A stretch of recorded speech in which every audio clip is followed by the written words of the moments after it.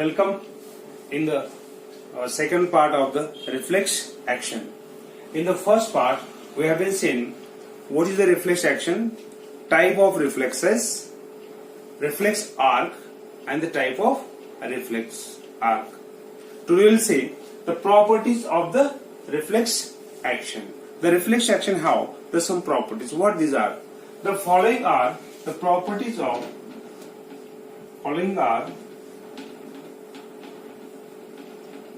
the properties of a reflex action. These are: number one, irradiation. Number one property, irradiation. Second, delay. Third, summation. Fourth, fascination. Fifth, inhibition. Sixth, recruitment.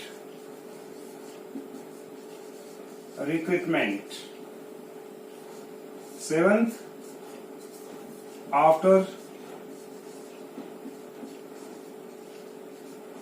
discharge. Eighth, rebound phenomena.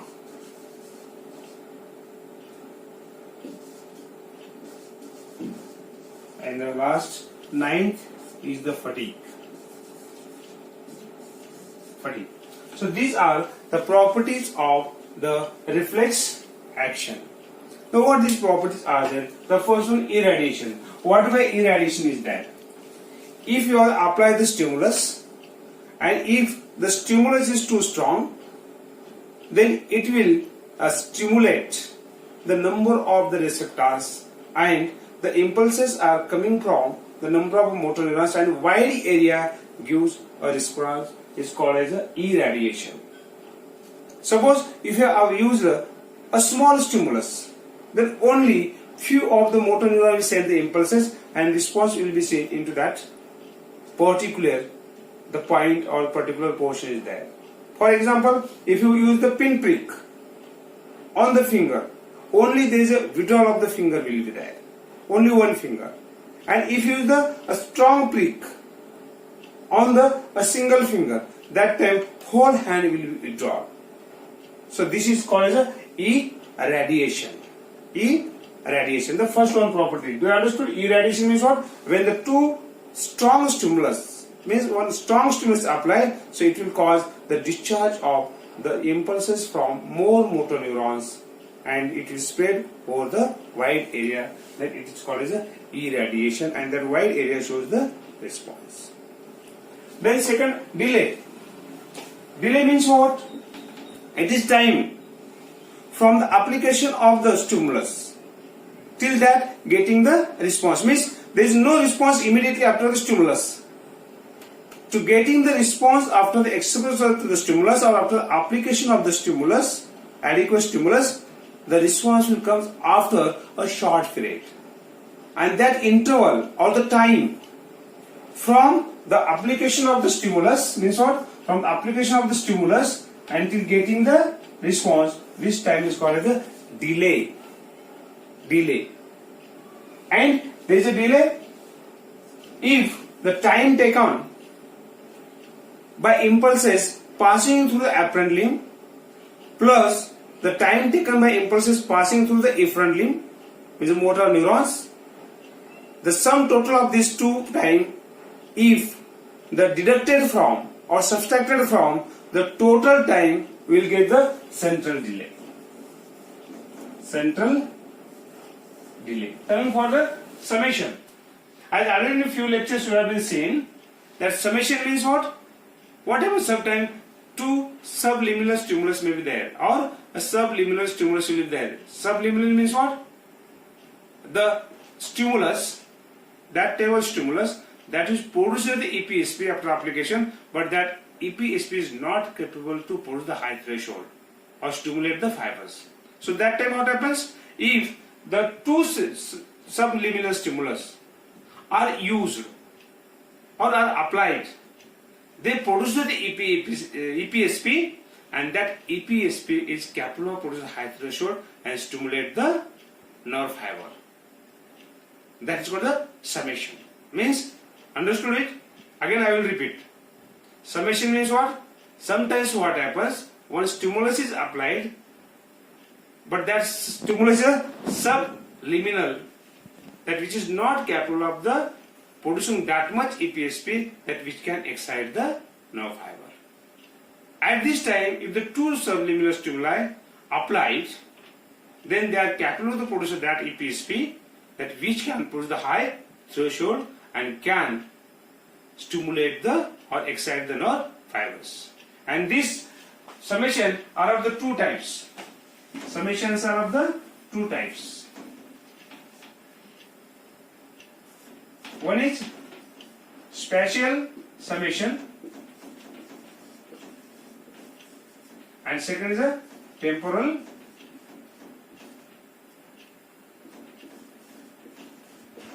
summation. Spatial summation and the temporal summation. Spatial summation means what?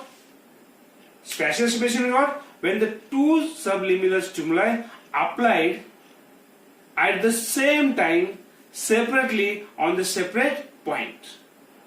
That time there will be the production of the EPSP and the nerve will get stimulated and the reflex action will be takes place. For example, if you see that you have got bite by the one mosquito, then you will not respond it. But at the same time, more than one mosquito, if they bite, you will respond. Why? Because the bite of the single mosquito, it will be the subliminal stimulus for you. So that's why there is no response from you.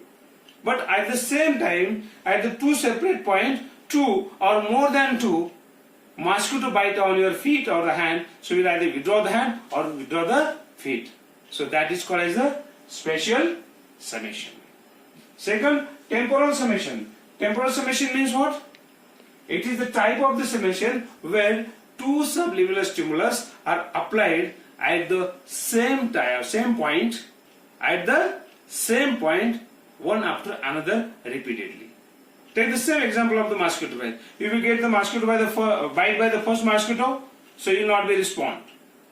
But if you get the bite by another mosquito or the same mosquito second time on that same point or third mosquito, so you will just give the response, and such type of the response is called as a temporal summation.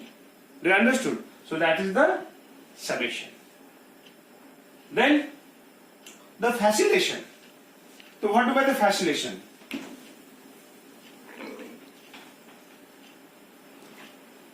The facilitation is once you apply the first stimulus, and after that if you apply the second, then third, then fourth, repeatedly. So what happens? After application of the first adequate stimulus, the nerve will give the response and the discharge of the impulses takes place. But when apply second, third or fourth subsequently, there will be the discharge of impulse continued, but these impulses are discharged the fast, or the increased discharge of the impulses for the second, third or fourth than that of the first. This is called as a facilitation. This is called as a facilitation. Suppose you have been exposed to one stimulus, so you get stimulated there, but it takes some time. But when you will get exposed to that stimulus second time, immediately or after the short period, third time, so you will give a quick response to that, and that is called as a facilitation. This increased discharge of the impulses for the subsequent stimulus is called the facilitation. Now next one property is the inhibition. Next one property, inhibition. Inhibition means what?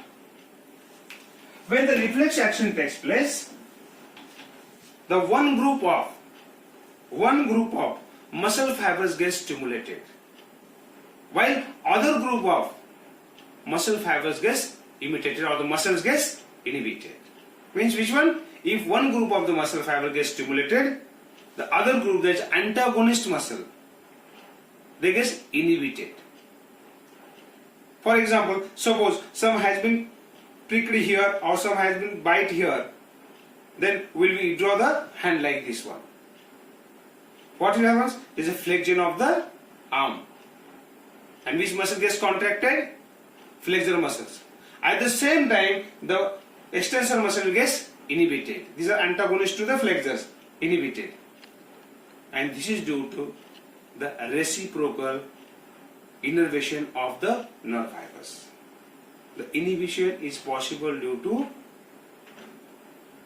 reciprocal innervation of the nerve fiber. Reciprocal means what? If the excitatory fibers to this one, inhibited to the these ones. So that's why when a hand has to be drawn like this, only flexor muscles will get stimulated while the extensor muscle is inhibited. If you have to extend the arm, then only extensor will get stimulated and the flexor will get inhibited. So this is an inhibition property, and due to that the reflex is possible. Action is possible. That is called as an inhibition. Then recruitment. Recruitment is also the property of the reflex action. That once you apply one stimulus at one point, the few of the receptors gets involved. Few of the receptors gets involved and only response in that area will be seen.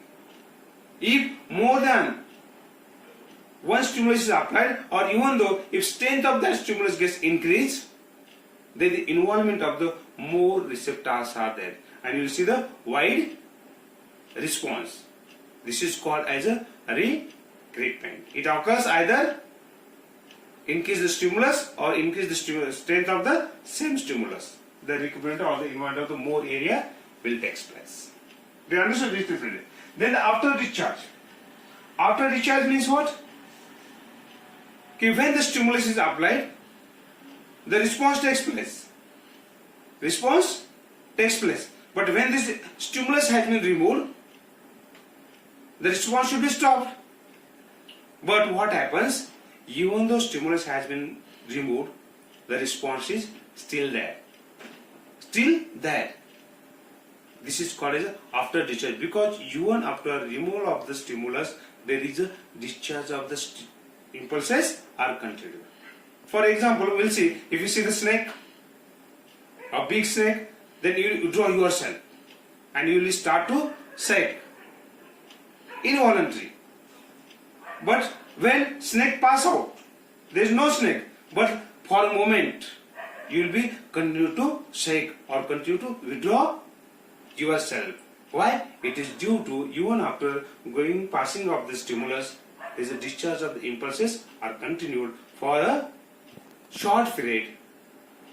This period is the variable from person to person, and that is called after discharge. After discharge. Do you understood? Then coming to the next property, eighth property, the rebound phenomena. Rebound phenomena. Rebound phenomena means what? What happens when the stimulus is applied, action taken place, muscle gets contracted, and immediately after that the muscle should get completely relaxed after the action. But in reflex action it doesn't happen. Even after stimulus has been gone, the muscle maintains the tone. They are tone up instead of the becoming flaccid or the relaxed. Even the action is over. Even though, and this happens after the completion of the reflex action. See, it is different from the after discharge. In after discharge, what is that? The action is continued.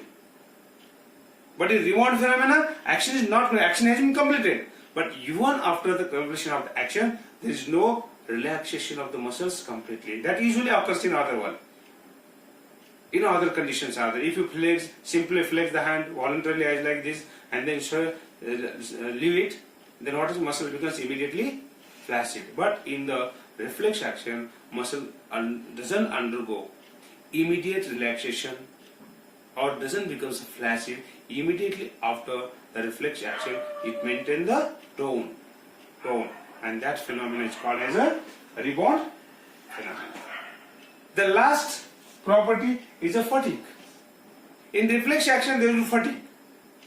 If the initial stimulus has been applied repeatedly or continuously, persistently for a long time, after some time there will be the fatigue, and the seat of the fatigue is the synapse, particularly the synapse in the central nervous system. There is seat of the fatigue, and the response becomes the weak or the flaccid.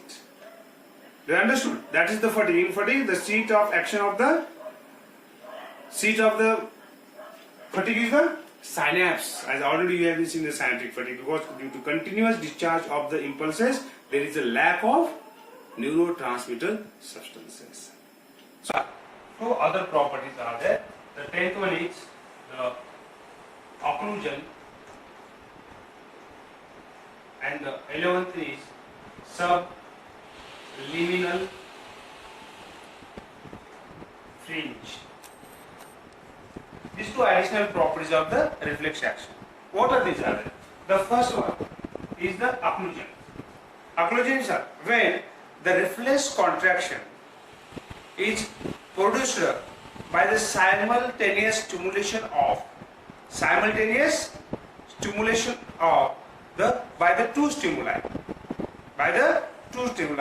Then the tension produced in the contracted muscle is less than the tension produced in the contraction muscle is less than if they are stimulated separately. They understood? If the two stimuli they are simultaneously applied and these nerve fibers are get stimulated, when the tension created by such a simultaneous stimulation by the two stimuli, the tension produced in the contracted muscle is less than if these muscles are or these stimuli are applied separately. They understood? So that will be T will be less than T1 plus T2. T1 plus T2. Why does it happen? It happens if two similar. It happens when there is a common motor path for the both stimuli, and the impulse will come with the same style. So that's why what happens? The muscle contracts somewhat with the less tension.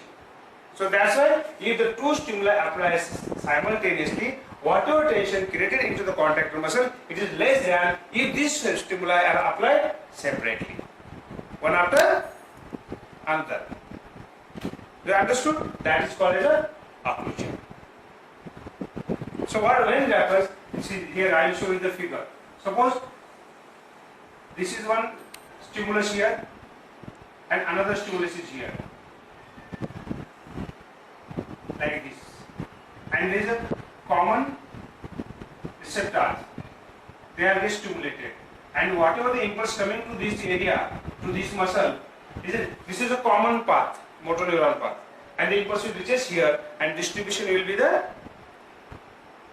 less to the other one also there. So that's why the tension will be less than the, if this separately stimulate this area separately, what will happen? With the first stimulation, the impulse will come for this, and with the separate stimulation, impulse comes there. Means this area will get more stimulated, and the contraction will be more, or reflex contraction will be with the high tension than that of the simultaneous stimulus. Then the subliminal fringe. So what do I mean subliminal fringe? Subliminal fringe, it is exact opposite to the occlusion. Here the reflex contraction, in a reflex contraction, if the muscles or the nerve fibers, they are stimulated separately, the tension developed into the contracted muscle, it is less than that of if they stimulated simultaneously. Are you getting? I will repeat again. I will repeat first occlusion. In occlusion what happens? In reflex contraction, if the stimuli apply simultaneously, see, I am telling about the occlusion. Don't get confused between the occlusion and subliminal fringe. In occlusion, first try to understand again. If in reflex contraction, if two stimuli they applied simultaneously, the tension created into the contractor muscle is less than the tension created in the muscle contraction if they are stimulated separately. That is the occlusion. While subliminal fringe, it is exact opposite to the occlusion. When the muscle is stimulated by two separate stimuli, the tension will be less than that if they are stimulated simultaneously by these two stimuli. Isn't it? It will like this or no? T1 plus T2 is less than T. Is less than T. They understood? It happens when there is a separate areas of the stimulation and the separate pathway. Separate pathway. So what happens if you use simultaneously? One receptor may get stimulated adequately, or this stimulus may be the adequate for the one receptor, but it will be inadequate for the another receptor. Inadequate for another receptor. So that's why only it gets stimulated and it will not get stimulated because only EPSP is produced for this one causing excitation. It will not get excited, impulses go through this receptor uncovered by the motor fibers, so impulses will be less severe. But what happens if the stimulus applied separately? Separately it will get stimulated and it will get further stimulated. Means the T or T2 is used separately, T1 will be sufficient for it and T2 will be sufficient for it, and to separate the stimulated. So that time what will happen? This tension will be created less than that of the simultaneous.